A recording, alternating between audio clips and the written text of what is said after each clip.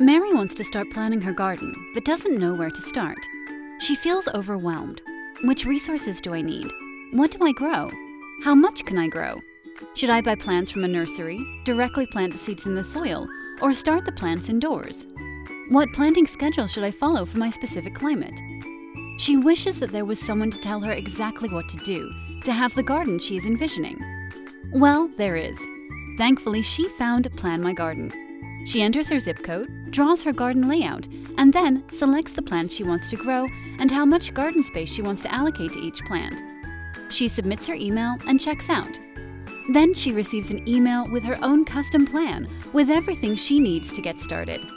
An easy-to-read planting schedule for each plant tailored to her climate, with key timings for all possible planting options, from starting plants indoors and transplanting out, directly sowing the seed in the ground, or purchasing from a nursery.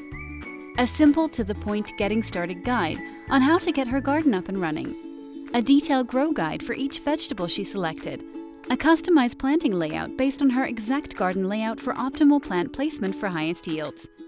This has saved Mary hours of valuable time. She now has a simple and straightforward plan to follow, and she can now focus on starting her garden without second-guessing.